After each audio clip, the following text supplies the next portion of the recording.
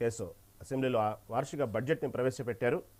అదేవిధంగా ఇటు పక్క వ్యవసాయ శాఖ మంత్రి అచ్చెన్నాయుడు కూడా వ్యవసాయ రంగానికి సంబంధించినటువంటి బడ్జెట్ని ప్రవేశపెట్టారు. బుర్రలు చూసుకుంటే ఈ వార్షిక బడ్జెట్ చాలా బాగుందంటూ కూటమి ప్రభుత్వం చెప్తుంటే ఇదంతా అంకెల గారడి, ఇదంతా కూడా అప్పులు, ఆ ఆర్థిక లోటు చాలా క్లారిటీగా అర్థమవుతోంది. కేవలం అంకెల గారెడితో మభ్య పెడుతున్నారంటూ ఇటు పక్క వైసీపీ అంటుంది.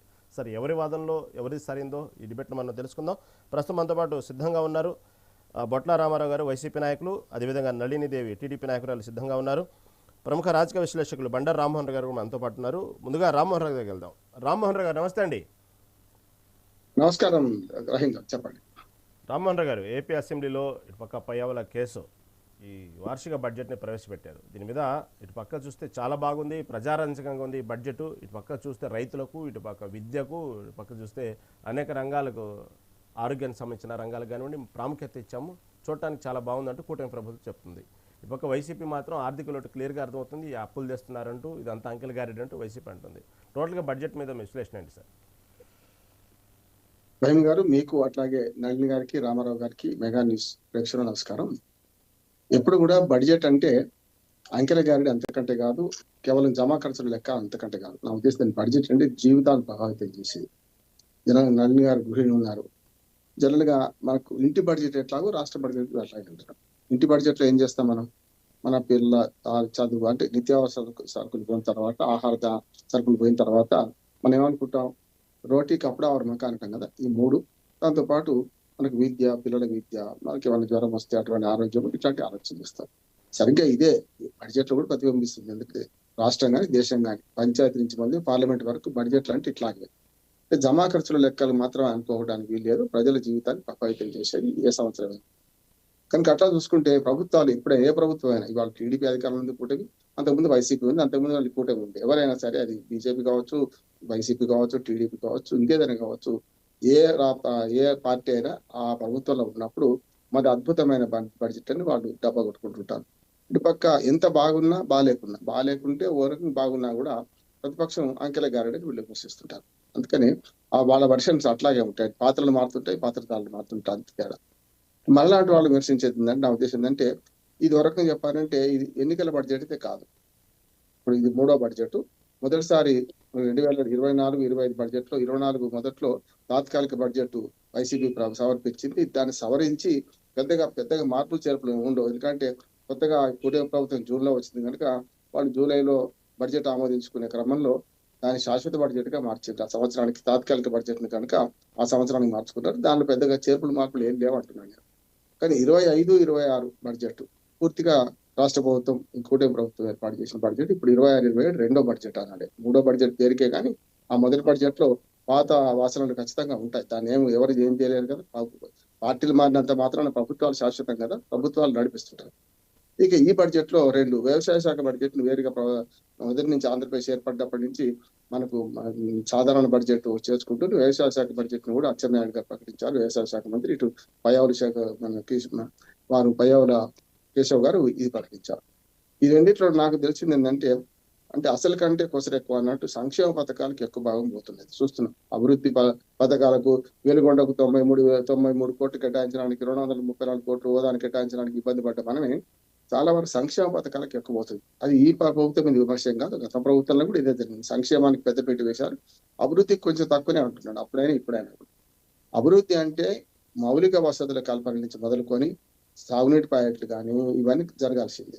అయితే అభివృద్ధి కేటాయించిన దానిలో ముఖ్యంగా విద్యుత్ రంగానికితో పాటు 6,000 కోట్ల రూపాయల అమరావతి నిర్మాణాన్ని కేటాయించడం, అట్లాగే పోర్టుల అభివృద్ధి కూడా కొంత కేటాయించడం ఆశాజనకం అంటున్నారు. నిజంగా మీది అని చూసుకుంటే దాదాపు 20, 40, 50 వేల కోట్ల రూపాయలు పెద్దగా అన్ని సంక్షేమానికే ఉంటాయి. చూస్తున్నాం కదా, డొక్కా సీతమ్మ ఆహార పథకం మొదలు పెడితే అన్న క్యాంటీన్లు కానీ, అంతకుముందు పైకి పోతే మనకు సంక్షేమ పథకాలు, పెన్షన్లు కానీ ఇవన్నీ చూస్తే 2,000 నుంచి 4,000 చేసిన తర్వాత, 3,000 నుంచి 4,000 చేసిన తర్వాత ఒక రకంగా చెప్పని పెన్షన్ల భారం కూడా పెరిగింది కదా. అంటే ఎట్లా వస్తుంది అని అప్పుడు ఆనాడు అడిగినప్పుడు మనకు కూటమి ప్రభుత్వం ఏంటంటే, ప్రభుత్వం రాకముందు సంపద సృష్టిస్తాం, పంచుతామనేది. నాకైతే తెలిసి బడ్జెట్ లో పెద్ద పెరుగుదల కనపడలేదు. ఈ 2 ఏళ్ళు ఆల్మోస్ట్ 20 నెలలు దాటింది ప్రభుత్వం వచ్చి. పెద్దగా పన్నుల వాటా తగ్గింది కానీ పెరగలేదు అనుకున్నాను. ఒకటి. రెండోది ఏంటంటే, కేంద్ర ప్రభుత్వం నుంచి సహాయం ఒకటే ఒక దానికి వస్తుంది, అది పోలవరానికే. దానిలో మనకు బడ్జెట్ పెద్దగా అవసరం లేదు. వాళ్ళు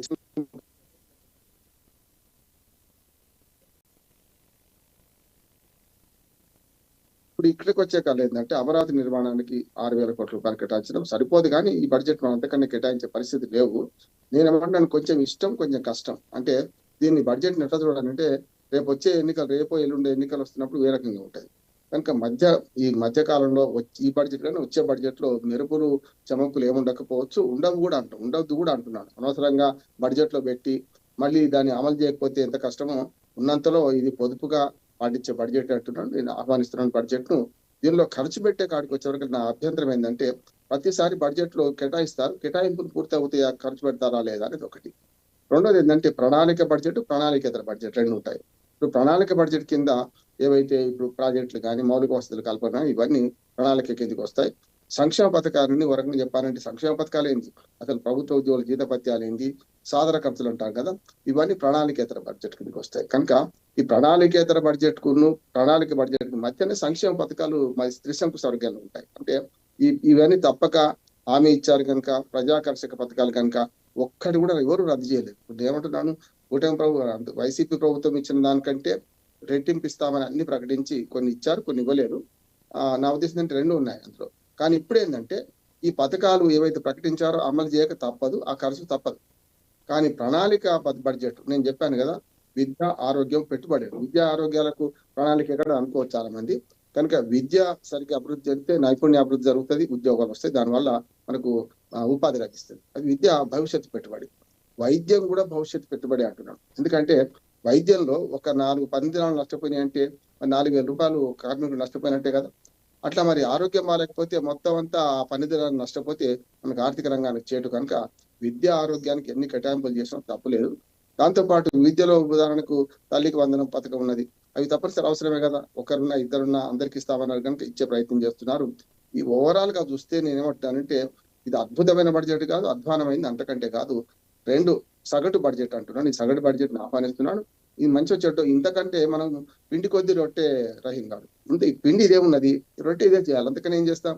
ఇప్పుడు నల్లి గారు ఉన్నారు, వారి బాగా తెలుసు కుటుంబ బాధ్యతలు ఎట్లా ఉంటే కుటుంబాన్ని ఎట్లా పోయాలని. నేనేమంటున్నానంటే ఓ కుటుంబ బాధ్యుడు కనుక, ముఖ్యంగా కుటుంబంలో స్త్రీ పొదుపు ఎట్లా చేస్తారు, ఆ రకంగా ఈ ఉన్న దానిలో ఎట్లా పొదుపు పాటిద్దాం, ఎక్కడ కొంత వెసులుబాటు తీసుకోవచ్చు, ఎక్కడ కొంచెం ఖర్చు పెట్టవచ్చు అని ఆలోచించే క్రమంలో కొంత వెసులుబాటు ఉంటది. కొన్ని పథకాలకు కాకుండా అమలుగా కొన్ని ముఖ్యమంత్రి సహాయ నిధి ఉంటుంది, ఇతరత్ర కొన్ని పక్కన పెట్టుకుంటారు. కనుక ఇవన్నీ కలిపితే నేనైతే దీన్ని అద్భుతమైన బడ్జెట్ అని అభివర్ణిస్తున్నాను. అధ్వాన బడ్జెట్ అంతకన్నా కాదు, సగటు బడ్జెట్. ఇది ఇంతకంటే ఏ ప్రభుత్వం వచ్చినా, ఇవాళ కూటమి ప్రభుత్వం ఉండొచ్చు, రేపు వైసీపీ రావచ్చు, లేకుంటే వైసీపీ వీళ్ళు వచ్చారు కదా, ఏదైనా ఇంతకంటే పెద్దగా చేసేది ఏం లేదంటున్నాను నేను. ఇది సక్రమంగా ఖర్చు పెడితే చాలు. చివరాఖరికి నేను ఎప్పుడు చెప్తుంటాను ఏంటంటే 9 నెలలు పూర్తి అయిన తర్వాత 11 నెలలు తొందర పడుతుంటారు ఈ బడ్జెట్ ఎట్లా ఖర్చు పెట్టాలని. అప్పుడు ఇబ్బంది వస్తుంది. ఎందుకంటే ఎట్లాగో ఖర్చు పెట్టాలని బడ్జెట్ ఖర్చు పెడతాం, ఎట్లా ఖర్చు చేద్దాం అనుకున్నప్పుడు సమస్య వస్తుంది. ఇప్పటి వరకు నా అనుభవంలో 30 సంవత్సరాల నుంచి బడ్జెట్ అనాలిసిస్ చేస్తున్నాను. 70%, మాక్సిమం 75% మించి బడ్జెట్ ఏది అమలు కాదు ఇప్పటి వరకు కూడా. వాళ్ళు అంకెల్లో బాగా ప్రకటిస్తారు. ఎవరైనా ఈ ఒక్క ప్రభుత్వం కాదు, కేంద్రం కానీ రాష్ట్ర ప్రభుత్వాలు కానీ ఏ పార్టీ ఉన్నా కూడా 70 నుంచి 75% మాత్రమే బడ్జెట్ ఖర్చు అవుతుంది. మిగతా అవన్నీ కూడా ఓ రకంగా చెప్పాలంటే చెప్పిన దానికి ఆచరణకు వచ్చే కల్లా చేసిన దానికి తేడా కనపడుతుంది అంటున్నాను నేను. మాక్సిమం 80% డబ్బు ఖర్చు అయితే మంచి బడ్జెట్ గా పేర్కొనవచ్చు. నా ఉద్దేశం ఈ బడ్జెట్ ను ఆహ్వానిస్తున్నాను. ఈ బడ్జెట్ సరిగ్గా వాళ్ళు పేర్కొనే విధంగా ఖర్చు పెట్టి ప్రజా ఉపయోగకరమైన పనులు చేస్తే బాగుంటది. అమరావతి పూర్తి చేయాలి, రామాయపట్నం దుగ్గరాజపట్నం పోర్టులు పూర్తి చేసుకోవాలి, పోలవరం వాళ్ళు ఇచ్చే డబ్బును సరిగ్గా సరైన విధంగా చేయాలి. 2027 కల్లా ఈ రెండు, అటు రాజధాని ఇటు పక్కన పోలవరం పూర్తి చేయాలి. ఓ గేమ్ చేంజర్ గా మారిస్తే మంచిది అంటున్నాను. మళ్ళీ వస్తానండి, మీ దగ్గరికి సమయం చాలా ఉంది. ప్రస్తుతం అనుకో టీడీపీ నాయకురాలు నళిన్ దేవి గారితో మాట్లాడదాం. నళిన్ దేవి గారు నడుస్తుంది.